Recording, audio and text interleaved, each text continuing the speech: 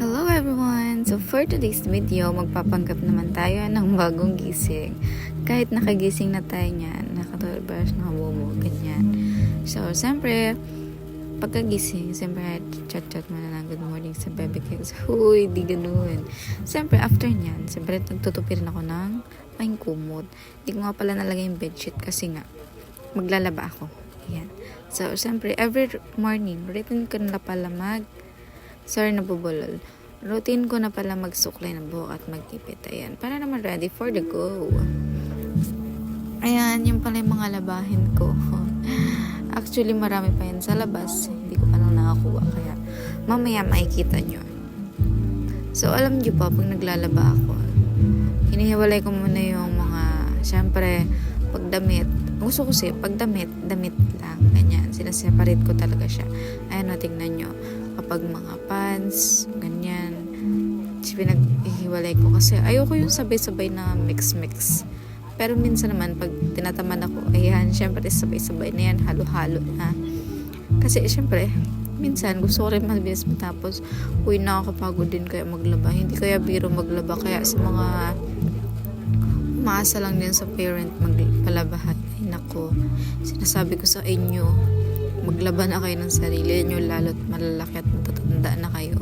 So, dito nga po pala sa amin, hindi uso yung actually, wala lang kami pabili. Kaya, ayan, for the bumba-bumba.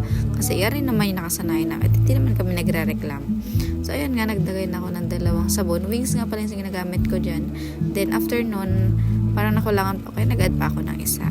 Ayan, lakad-lakad ako kasi kukunin ko na yung first batch, which is mga damit. Ayan. Ako lang ba, inuuna ko yung mga damit. May mga bago akong damit pero mamaya ko ipapakita. Kasi isa-separate ko ng laba, kukusutin ko siya. Siyempre, bago, kaya ayoko muna i-washing para mas maganda laban. Ayan na yung sinasabi ko. Sa batya, ayan. Siyempre, naglagay ako ng konting sabon. Kasi konti lang naman yun. Pero unahin ko dyan yung mga puti. Kasi siyempre, ayoko naman mahawaan. Diyos ko, dahil bagong-bago. Siyempre, magpapasukan. Kaya kailangan ng bago. Ayan, siyempre, binisabasa ko muna. Then, after nyan, kukusutin ko lang siya ng very, very light. Kasi bago, wala naman dumi yan. Parang matanggal lang yung, amoy. Ganun. Para naman bumango. Ayan, siyempre, for the bomba.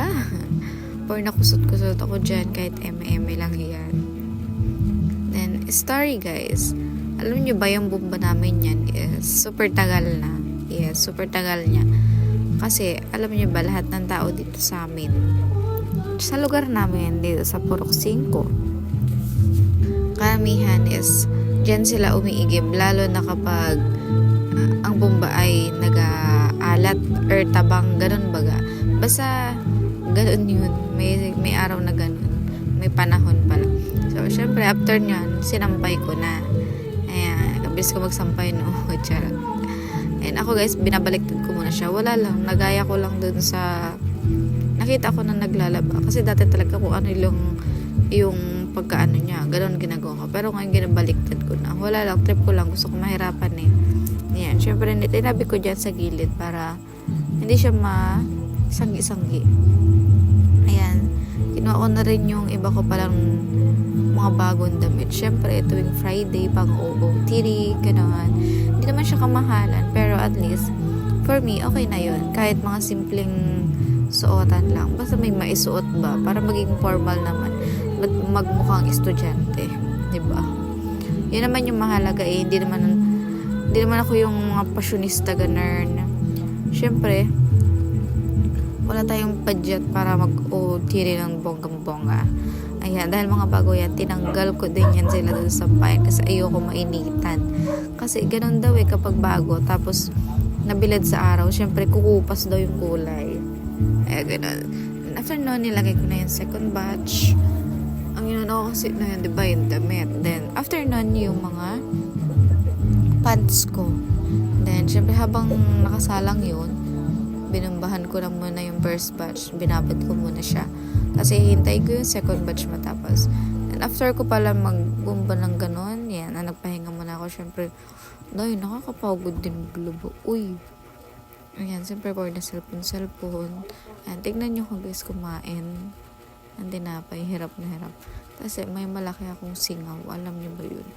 Hindi ko alam kung ako lang. Pero, madalas ako magkaroon ng singaw kapag nakakain ako ng maalat, ganun. Yung may suka, basta may asin. Yan. Mabilis magasgas yung big ko. Super hirap kasi madikit siya sa ngipin. Kaya, ayun. Ayan, after pala niyan, siyempre hinati ko yung tinapay ko kasi hindi ko naman maubos. Naubos na kasi ni nanay yung kanya. Ayan, tignan mo yung kapatid ko dun. Ay, kapatid. Pamangkin pala. Mga makatita yan eh. May papakita ko dyan sa inyo guys. Yung maalala nyo yung childhood memories nyo. I don't know kung naranasan nyo, pero ako kasi naranasan ko to. Favorite ko to. Ayan, yung Cool Ace. Nagpatimpla yung pamangkin ko. Ayan, nilanggam pa nga siya. Siyempre ako naman, to the rescue tita. Pero tinimpla ko na. Kasi siyempre pamangkin ko eh. Alam ko naman, diba? Alam ko na, edad mo natin. Ayan, for the mekos-mekos. Diba, instant Coke na yan. Kasi Coke yung flavor. Ayan, ay sabi ko guys, Cool Ace. Dati piso isa lang yan. Ngayon, 3-5 na. 4-5, ganun. Mahal na kasi na bilihin ngayon. No, grabe. After pala nung unang patimpla niya, ayan, nagpa second batch pa nga siya. Kasi nag-ubos agad. Kasi konti lang yung kanina. Ayan, dinalawa niya na para super dami. Kasi pipigay niya daw si Tina, yung kapatid niya. Tinanong ko pa ngayon kung masarap. Eh, wala ba naman. Tinalikuran ako buwang ng bata nito. Then, syempre, yan, kinuha ko na pala yung second batch. Nilagay ko na yung third batch.